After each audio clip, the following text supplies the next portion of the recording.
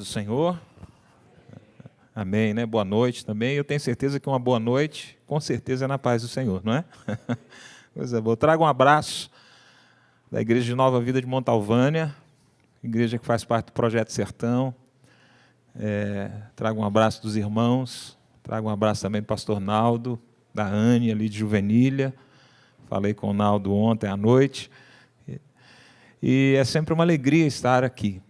Eu já externei essa satisfação várias vezes, e Deus é sempre maravilhoso. E a última vez que estive aqui, estive no aniversário, 43 anos da igreja.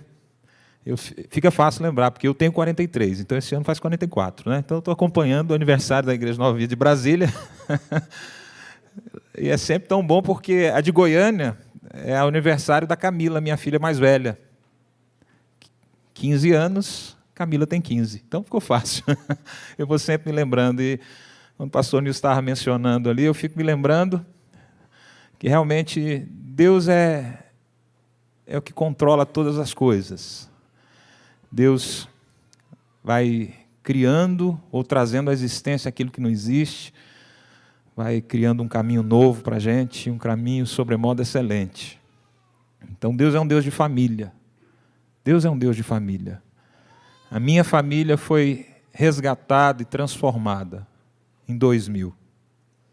Começou um processo em 2000, um processo de restauração que Deus fez. E às vezes não faz porque a gente quer, faz porque Ele quer. Não é por aquilo que nós fazemos, mas é por Ele. É obra da graça maravilhosa do Senhor, não é? Então, trago um abraço, e vendo essa turma subir aqui, o coração enche de alegria, viu? Semana passada nós batizamos lá em Montalvânia, 6 maravilhosos, e é um momento belo para a igreja, um momento de celebração.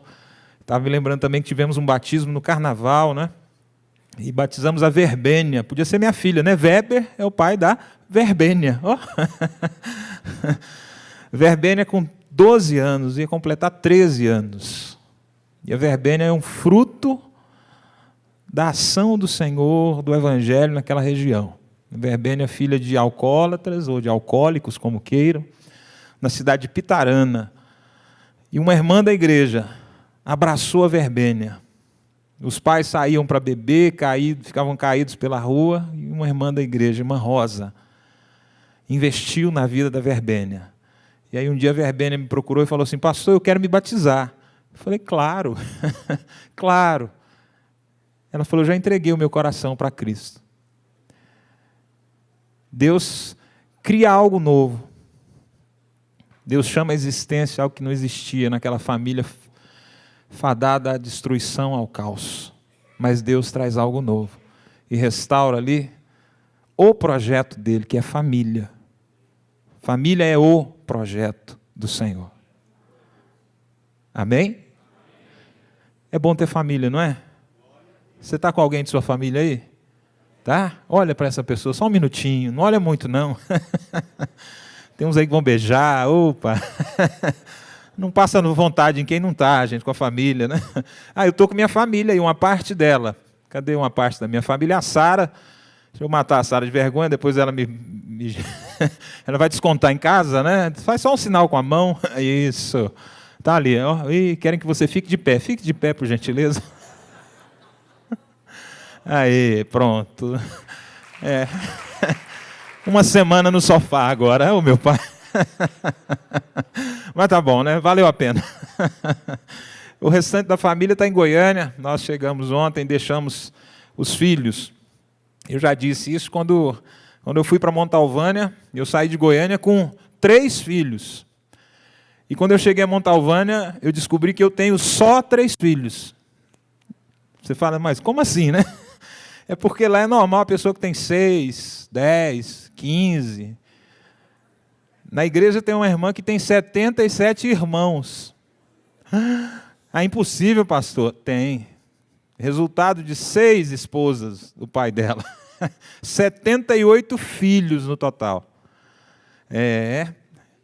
Aí eu falei, gente, 3? O que são 3? O que são 3, né? Falei, gente, agora eu descobri o lugar. Mas a gente fica hoje de manhã, cadê? Sumiu a imagem. Ei, mas estão me atrapalhando aí. Cadê a imagem do Peri? Eu estou lembrando, Peri, não é bispo? Peri. Eu falei, olha o bispo, gente. O bispo preso à literatura, ó. Ceci e Peri. Ainda protegia de onça. Peri matava a onça no tapa. Olha só que coisa. Coisa boa. Eu quero compartilhar com você um texto. Abra sua Bíblia no livro do Gênesis, capítulo 12.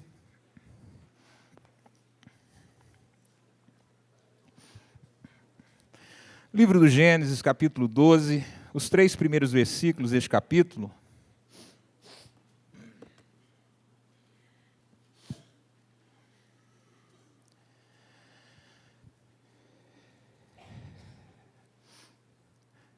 Gênesis, capítulo 12.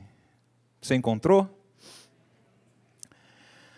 Ora, disse o Senhor a Abrão, sai da tua terra, da tua parentela e da casa de teu pai, e vai para a terra que te mostrarei. De ti farei uma grande nação, e te abençoarei, e te engrandecerei o nome. Sê tu uma bênção. Abençoarei os que te abençoarem, e amaldiçoarei os que te amaldiçoarem. Em ti serão benditas todas as famílias da terra. Em ti serão benditas todas as famílias da terra. Como vai a sua família? Como vai a sua família? Muitas vezes, essa pergunta, que às vezes não revela uma real preocupação, mas às vezes é apenas uma expressão fática, não é? Dentre tantas que nós utilizamos, como, e aí, tudo bem? Bom dia. Às vezes o bom dia, eu não quero saber se realmente a outra pessoa tem um bom dia. Porque se ela falar que não é um bom dia, não vai mudar nada. Eu vou continuar do mesmo jeito, né? Já fez esse tipo de pergunta? Veja bem, eu não vejo bem, então eu não posso usar essa expressão. Mas muitas vezes nós fazemos essas perguntas e utilizamos esses marcadores que não vão expressar uma preocupação verdadeira. Mas nessa noite eu quero convidar você a pensar, como vai a sua família? Como vai essa família que é projeto do Senhor? Que é a melhor família que você poderia ter, porque é a família onde o Senhor te plantou, onde o Senhor te colocou. Como vai a sua família? E eu quero convidar você a olhar, a lançar os olhos sobre a vida de um homem de Deus e a sua família. Em ti serão benditas todas as famílias da terra. Mas eu não vou falar de Abraão. Conquanto seja um grande exemplo, e olhando para a história dessas primeiras famílias que são descritas na palavra do Senhor, nós vamos identificar a mão de Deus, o poder de Deus agindo para que as famílias existissem. Você tem um Abraão casado com uma Sara, que era estéril. Mas pelo poder do Senhor e pela mão do Senhor, existe agora uma promessa para a vida de Abraão, que Sara daria à luz um filho. Eu ouvi certa feita alguém dizendo, Isaac, filho de um grande pai e pai de um grande filho. Muitas vezes desmerecendo a própria pessoa de Isaac ou aquilo que Deus fez através da vida dele. Mas eu quero convidar você nessa noite para nós olharmos alguma coisa a respeito da vida de Isaac e a sua família. A primeira coisa que me chama a atenção na vida de Isaac, ele foi dado como uma promessa. Ele não nasce por acaso, como nenhum de nós nasce por acaso. Existe um propósito de Deus, existe um plano soberano sobre as nossas vidas e que envolve as nossas vidas. Isaac foi dado não apenas como uma promessa, é a promessa que Deus faz aos seus pais, Abraão e Sara. Ele foi prometido e foi uma promessa já com um milagre, porque Sara era estéril. Eu estava pensando sobre isso e vejo que Isaac cresceu com o peso de algumas expectativas. E às vezes injusto e duro crescer com o peso de expectativas. As expectativas do pai, Abraão, as expectativas da mãe, Sara, expectativas culturais, expectativas sociais. E aí eu fiquei pensando quantas expectativas nós temos lançado sobre as pessoas que estão à nossa volta. Às vezes, expectativas demais se transformam numa sobrecarga. Será que às vezes não temos lançado isso sobre os nossos filhos, sobre os cônjuges, ou às vezes sobre nós mesmos? Crescer sobre o peso de uma expectativa demasiadamente grande, muitas vezes nos impede de caminhar.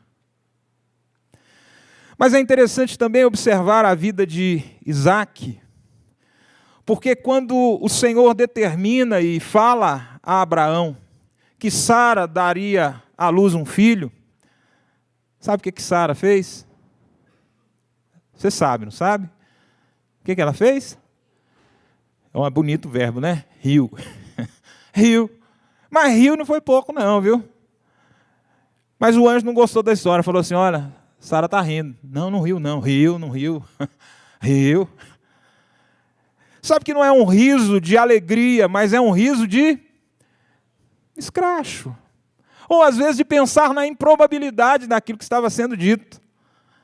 E é interessante porque a palavra Isaac, o nome Isaac quer dizer Deus me deu motivo para sorrir. Ou Deus me fez gargalhar. Vamos gargalhar juntos. O nome Isaac quer dizer isso. Mas nesse momento não era simplesmente o riso daquela expectativa boa de quem recebe a notícia de que vai ser pai ou vai ser mãe. Mas é um riso muitas vezes duvidando. Rir das nossas desgraças ou dos nossos infortúnios é uma arte, não é? Coisa boa é rir em família. Se a sua família não está rindo junto, tem um problema aí. Não é rir um do outro, não, mas rir também de situações ou circunstâncias que nos envolvem. Mas ninguém aguenta também crescer sendo motivo de riso, não é? Muitas vezes em família nós experimentamos a dualidade de situações. A gente vive o amor, mas muitas vezes em família a gente vive o ódio. Às vezes a gente vive o apreço na família, mas muitas vezes na família a gente vive também o deboche, o descaso. Hoje é fácil. Você tem a impressão de que está grávida, vai, faz um exame. Mas eu fiquei pensando na vida de Sara. Quantos anos? 89. Nunca tinha sido mãe. Ouviu aquela promessa. Você vai ter um filho. Sinceramente, eu acredito que você também riria, e eu também riria. Seria no mínimo engraçado isso, não é? Curioso. E aí, pensando nisso, eu me lembrei de um fato interessante envolvendo a minha família. Até os 8 anos, aliás, com 9 anos de casados, quase 10 anos de casados, nós tínhamos apenas uma filha, Camila. E um dia eu estava dando aula, terminei minha aula, estou indo para casa, liguei para a Sara, e a Camila atendeu. Falei, Camila, eu quero falar com a mamãe. Papai, a mamãe não pode atender. Falei, como é que não pode atender? O que foi? Ela não está? Não, ela não pode atender. Falei, o que é isso? Por que não vai me atender? Aí, homem, né? Não, eu quero falar com sua mãe, Camila. Camila com 7 anos, quase 8. Quero falar com sua mãe. Pai, ela não pode atender. Falei, o que é isso? Aí ela perdeu a paciência comigo. Falou, pai, ela não pode atender porque ela está caída aqui na sala. Falei, meu Deus. Pai amado, né? Vai no trânsito, aquela loucura. Camila, pelo amor de Deus. Aí chega em casa correndo, aí vou descobrir que a Sara tinha desmaiado na sala. Falei, meu pai, e agora? Levei ao hospital, chegando no hospital, o médico falou, foi descartando algumas coisas, falou, olha, a senhora não está grávida? Ela, Deus me livre. Opa. Vou contar agora. Divã, né? Ele falou, então tá bom, eu sei que a senhora não está grávida, certo? Entendeu que ela estava nervosa, né? Mas eu vou pedir um exame, um beta-HCG, só para a gente descartar isso mesmo, né? Já que a senhora não está, né? Então tá bom. E pediu, era um sábado, no sábado às 17 horas nós retornamos ao hospital, na urgência, para pegar o resultado. Eu peguei o resultado primeiro. Positivo. Já larguei, eu falei, positivo. Me dá isso aqui, você não sabe interpretar isso não. Estava grávida. E nós fizemos o primeiro ultrassom. Então foi uma gravidez de 4 meses e meio. Porque já estava com 4 meses e meio de gestação. Você imagina o meu susto. Só tinha tido uma filha. Aí vamos para o ultrassom, eu esperando ver uma sementinha, né? Batendo o coração. Aí, doutor, aquilo ali. Aí o doutor, é o braço, aqui é a perna, isso aqui é a cabeça. Eu falei, meu Deus.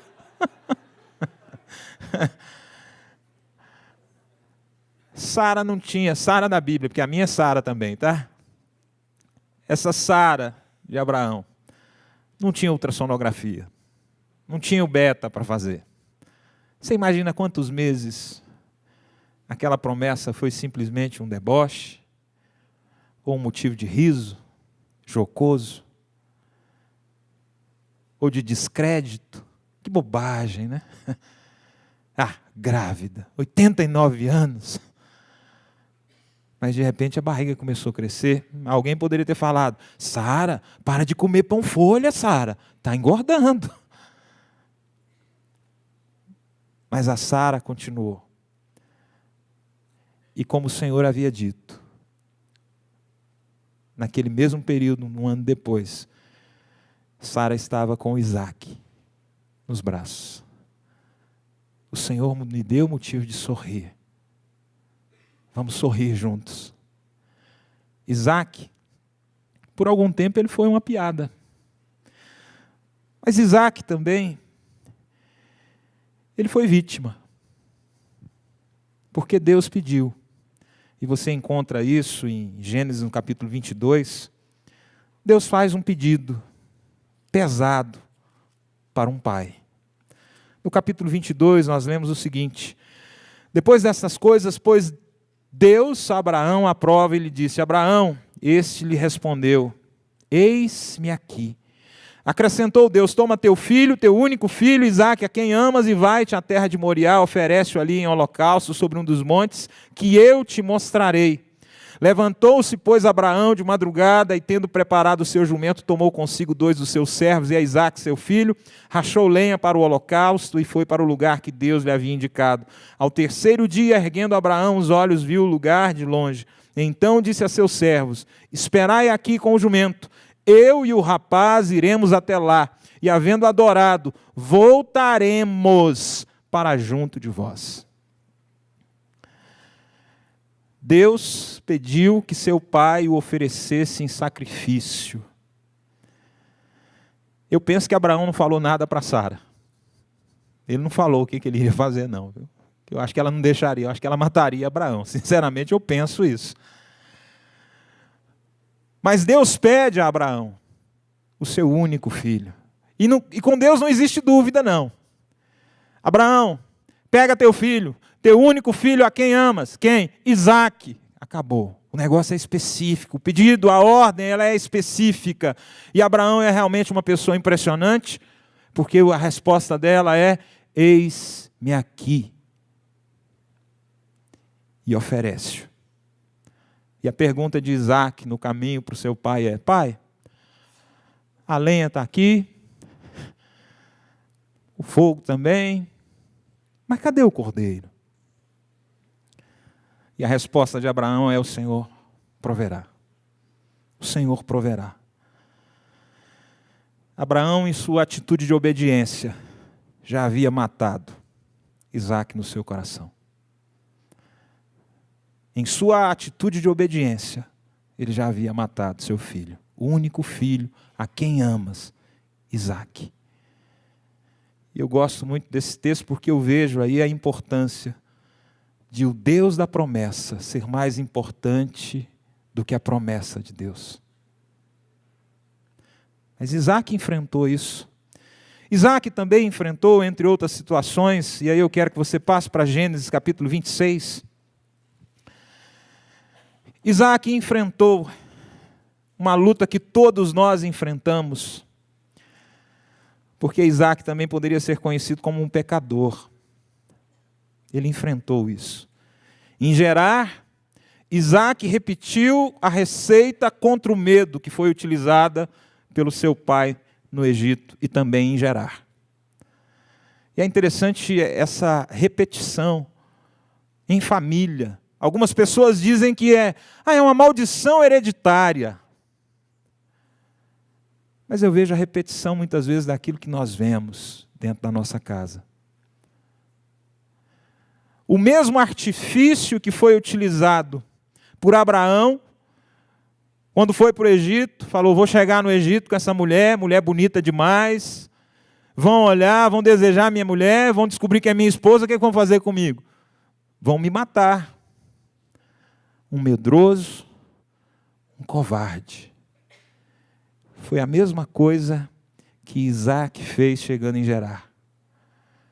Chegando em Gerar, ele falou, vão olhar para minha esposa, vão olhar para Rebeca, vão achar muito bonita, vão descobrir que é minha esposa, o que vão fazer comigo? Mas vão me matar. Então o que eu vou falar que ela é? Ela é minha irmã. Ela é minha irmã. Minha avó dizia que cachorro mordido por cobra tem medo de linguiça.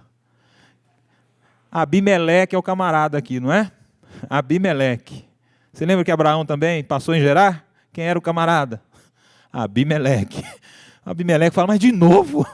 Ô família, né? E eu acho interessante isso porque a palavra que nós lemos nos primeiros versículos, o texto diz assim, em ti serão benditas todas as famílias da terra. Mas o que nós vemos, tanto na vida de Abraão quanto na vida de Isaac, não é a bênção através da vida de Abraão, num primeiro momento, ou na vida de Isaac. Mas nós vemos a maldição que chegou através da vida deles. Chegou para o faraó no Egito, chegou para Abimeleque em Gerar, e agora de novo. Porque as mulheres se tornaram o quê? Estéreis. Por conta daquilo que Isaac havia feito. E eu acho interessante porque eu fico olhando para a vida desses homens que são tidos como, e são considerados sim, patriarcas, são heróis da fé. Mas sabe o que eu vejo na vida deles? O mesmo que eu vejo na minha vida, e de repente você vê na sua. Pessoas que erram, pessoas que falham, pessoas que pecam, pessoas que muitas vezes caem. E nós vemos isso, eu vejo isso na vida de Isaac. Nesse capítulo 26, o versículo 6 diz assim, Isaac, pois, ficou em Gerar. Perguntando-lhe os homens daquele lugar a respeito de sua mulher, disse, é minha irmã, pois temia dizer, é minha mulher, para que, dizia ele consigo, os homens do lugar não me matem por amor de Rebeca, porque era formosa de aparência. O mesmo expediente, a mesma prática, a mesma ação dentro de uma família, feita pelo pai e agora feita pelo filho. Eu fico penso a respeito disso aí. Nosso pecado, meus irmãos, ele sempre vai machucar pessoas que confiam em nós. Não existe pecado que fira só a sua vida. Primeiramente fere o Senhor e fere aqueles que estão à nossa volta. O pecado tem essas consequências. O nosso pecado é a invasão de uma fronteira. O nosso pecado contra alguém é primeiramente um pecado contra Deus, mas é também um pecado contra outra pessoa. Sempre fere alguém. Isaac, então, foi também o pecador, como nós somos. Mas Isaac também passou por um momento muito difícil. No capítulo 27, eu quero destacar essa situação enfrentada por Isaac. De repente você passa por isso, eu também, ou passa, ou já passou, ou vai passar também. Rebeca e Jacó enganam Isaac. Isaac abençoa o filho Jacó, em vez de abençoar o filho mais velho.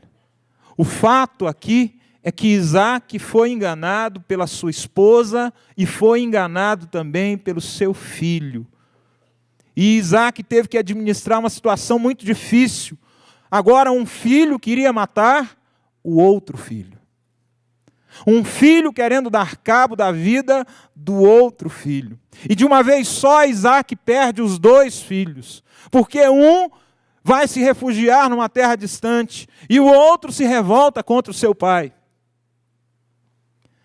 Como é que a gente lida com isso, hein? Imagine esse ambiente familiar. Como conviver com a esposa que o enganou? Como conviver com Esaú, que trocava qualquer coisa imediata? Como lidar com isso, com essa situação? Como lidar com um filho que é enganador, que é suplantador? Com um filho que quer se dar bem, e para se dar bem ele faz qualquer coisa?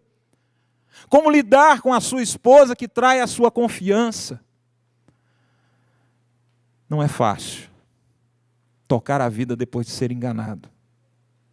Não é fácil depois de ser enganado ou enganada. Não é fácil dar prosseguimento à nossa vida quando existe uma quebra de confiança. E se você já passou por isso, você sabe do que eu estou falando. Não é nada fácil viver sentindo-se enganado. É algo bem doloroso. Eu já ouvi isso, já acompanhei isso. Quantas vezes a gente vive isso? E isso dentro da família. Quando a gente espera sinceridade, quando a gente espera verdade. Mas Isaac teve que enfrentar essa situação também.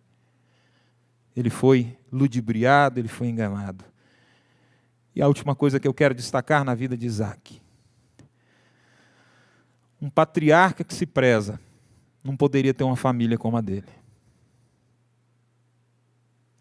Um filho enganador, Jacó. O outro irresponsável, Esaú. Trocava tudo por um momento. E aí, se não bastasse isso, depois se você quiser dar uma olhada em Gênesis capítulo 26, versículo 35, fala das noras de Isaac e Rebeca.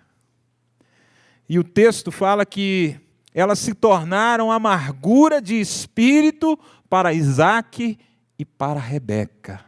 Judite e Bazenate se tornaram amargura de espírito para Isaac e a sua esposa. Quem tem uma família assim, não tem como num determinado momento não se sentir o quê? Um grande fracasso. Um grande fracasso. E olhando essas características, vendo isso aqui, eu consigo ver a minha casa também nessa perspectiva. Eu acredito que você consegue enxergar alguma coisa da sua vida e da sua família nessa perspectiva. Da vida desse herói da fé, desse patriarca. Mas é interessante, eu não poderia terminar de uma forma diferente, mostrando a você que Isaac, esse herói da fé, ele sentiu tudo isso e muito mais do jeito dele. Ele é admirável, em muitos aspectos ele é admirável, sim. Por quê? Porque nós vemos na vida de Isaac, mesmo muitas vezes ele tendo sido uma piada por um determinado tempo, ele não foi mais motivo de riso, mas ele foi motivo de uma gargalhada de Deus diante daquilo que era improvável, daquilo que era impossível. E eu gosto muito do texto em que a palavra do Senhor nos diz que não existe para o Senhor impossível algum. Isaac agora é a manifestação viva do poder de Deus, trazendo à existência o que não existia, trazendo à vida aquilo que era improvável. Não é mais um riso jocoso, agora é uma gargalhada de Deus diante do improvável, diante daquilo que todo mundo dizia, é impossível. Diante da incredulidade. Mas eu vejo também, mesmo sendo um homem marcado por muitas perdas, marcada pelo luto, porque era o filho da velhice, seus pais morreram de forma breve, porque já eram avançados em idade. Ele sofreu muito e o texto nos apresenta isso também. O livro do Gênesis nos mostra o sofrimento de Isaac com a morte de sua mãe Sara. E o que o curou disso aí, desse luto, Foi exatamente o casamento com Rebeca, e só depois desse casamento ele conseguiu se libertar da dor do luto. Porque de repente ele estaria fechado para a vida, e o luto tem esse poder muitas vezes nas nossas vidas. Não respeitar o luto é um problema, mas viver o luto também nos impede de tocar e prosseguir a nossa vida. Isaac foi conhecido também como um homem que orava, um homem que tinha intimidade com Deus. Nos momentos de luto, nos momentos de dores, ele se agarrou ao Senhor, ele se prendeu ao Senhor, mesmo cometendo o pecado como ele cometeu, mesmo sendo a reprise infeliz da ação do seu pai, mesmo demonstrando uma covardia que muitas vezes nós temos, mas não assumimos, ele conseguiu se recompor, ele conseguiu se levantar, e pela graça e misericórdia do Senhor, ele continuou caminhando, como o Senhor também deseja e faz conosco sempre. Mesmo tendo sido enganado, Isaac agiu por fé. E o livro de Hebreus, o escritor de Hebreus, nos apresenta Isaac como um dos heróis da fé, como um patriarca. Mesmo a sua família não sendo o melhor modelo para uma família, mesmo ele podendo se sentir fracassado, sabe que privilégio ele teve antes de morrer? Ele teve o privilégio de ver um filho que saiu como enganador, voltar agora como Israel, que é o campeão com Deus. Ele teve o privilégio de ver o filho sendo transformado, de voltar restaurado, de voltar com um novo nome, porque agora não mais Jacó, não mais enganador ou suplantador, agora o campeão com Deus. Ele teve a alegria de ver seus filhos se reconciliarem, Esaú e Jacó. Ele teve essa alegria. E nessa noite, meu irmão, minha irmã, a minha oração e o meu clamor é que você encare a vida de Jacó, ou aliás, de Isaac. Encare a sua vida e a sua família a partir desse modelo, com a possibilidade da restauração que só o Senhor pode fazer, com a possibilidade, mesmo diante das lutas que enfrentamos, das adversidades, das agruras e também das benesses, que você possa encarar a sua vida familiar sem desistir, olhando para a sua casa e tendo a certeza de que você verá um milagre do Senhor na sua família, porque Deus já chegou à sua casa através de você. Ele não vai chegar, Ele já chegou, porque Ele te plantou nessa família, e Ele já chegou à sua vida, então Ele já está na sua casa. Isaac não apenas viveu, mas Isaac viveu e creu em Deus. Ele creu em Deus e nos deixou um legado de fé. Um legado de fé. Pois quando nós vamos invocar, e muitas vezes quando vamos invocar o nome do Senhor, nós falamos o Deus de Abraão, o Deus de Isaac e o Deus de Jacó. Em ti serão benditas todas as famílias da terra. Aquele que prometeu isso, cumpre. Aquele que prometeu isso, meu irmão, minha irmã, ele não desiste. Aquele que prometeu isso, ele vai promover isso. Aquele que prometeu isso, quer realizar isso, porque a sua família nasceu no coração dele. A sua família foi projetada por Ele. Em momento algum a nossa vida como família fugiu das mãos do Senhor e do controle dEle. Por isso, meu irmão, minha irmã, eu quero te convidar nessa noite para nós orarmos pelas nossas famílias. De repente é o peso das expectativas grandes demais.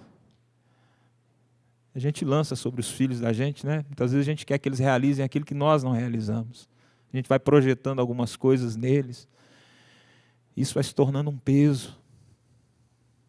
Muitas vezes nós vemos os nossos filhos reproduzindo os nossos pecados. E como é triste ver nos nossos filhos as nossas fraquezas, as nossas debilidades. Como é triste ver o engano, a infidelidade dentro das famílias, a falta de respeito.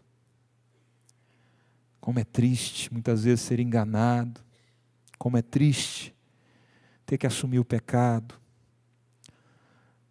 Mas é bendito e maravilhoso saber que o nosso Deus é um Deus que transforma Jacó em Israel. É o Deus que transforma e quer transformar. E eu quero convidar você para ficar de pé. Eu não sei se você está com alguém da sua família aí, mas eu vou fazer uma bagunça, só um pouquinho. Está com sua família perto de você? Se não tiver, tenta ficar perto dela agora. Olha, não existe maior dádiva do que a nossa casa, do que a nossa família. Se estiver com seus filhos aí, junta com ele. Eu quero confidenciar a vocês que na semana passada eu estava em Goiânia, meus pais estão um pouco passando por uma fase de debilidade na saúde. E eu estou com 43 anos e já há algum tempo eu estou me cobrando algo. Eu falei, eu nunca disse para meu pai que eu amo. Eu falei, eu nunca disse.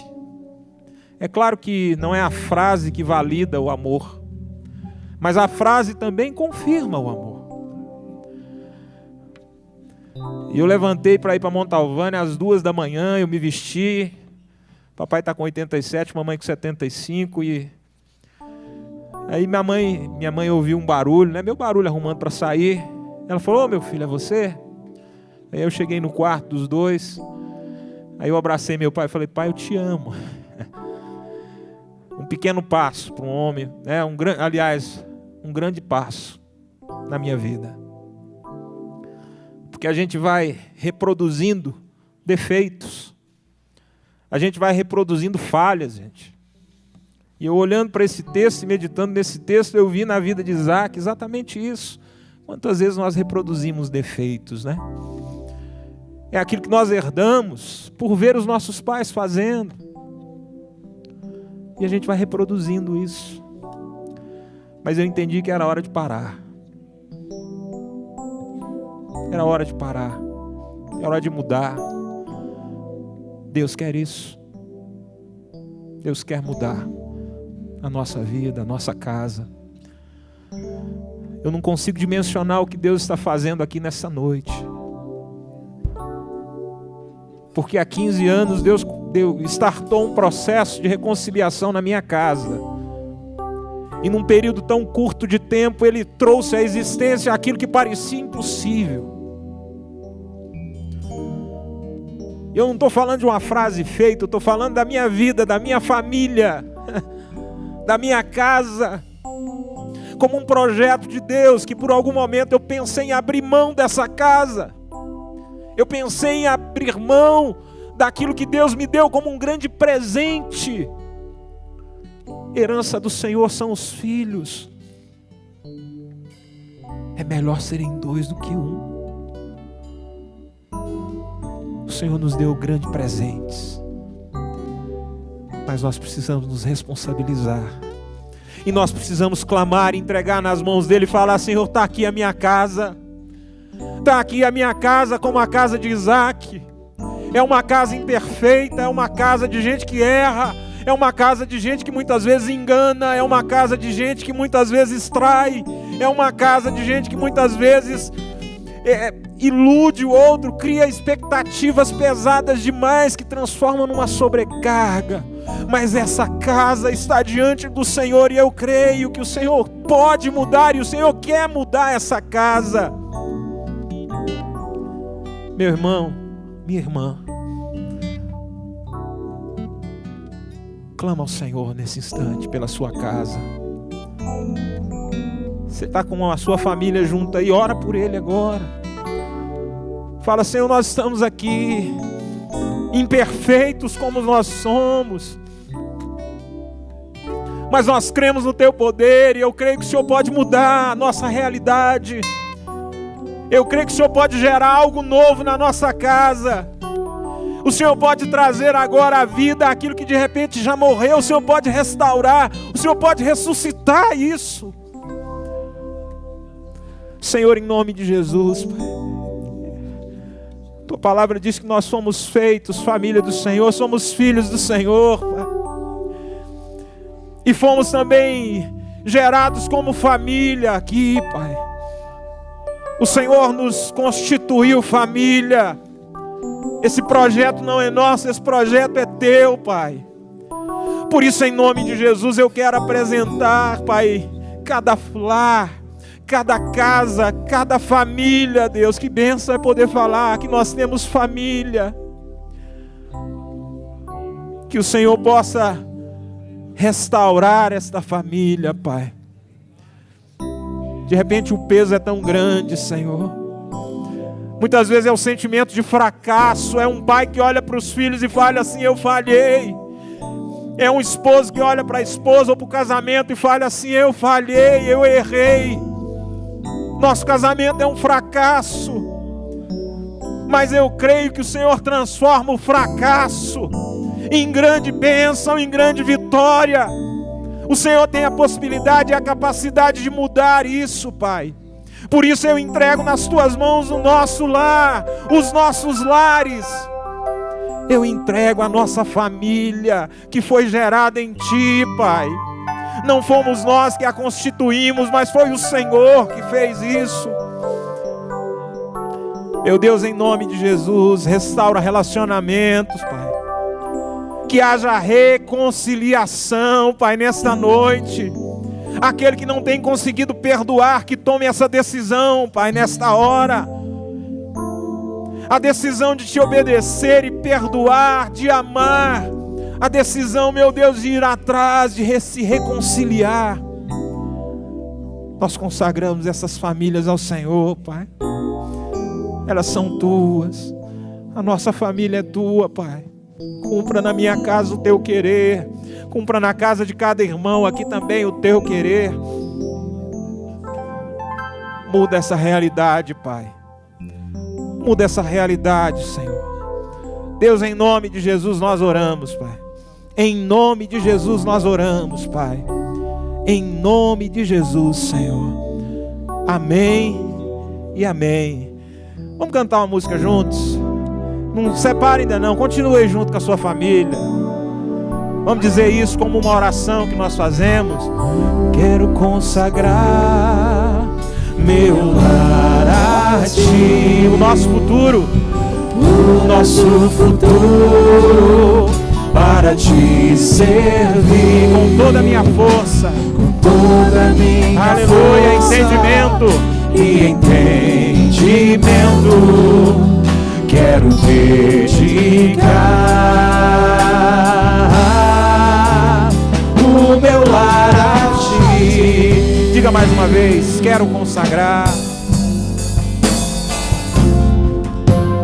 Quero consagrar meu lar a Ti. O nosso futuro para Te servir. Toda a minha força e entendimento quero dedicar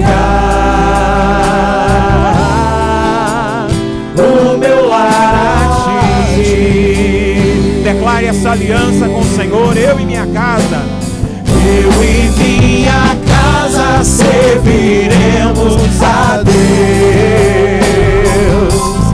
Eu e minha casa serviremos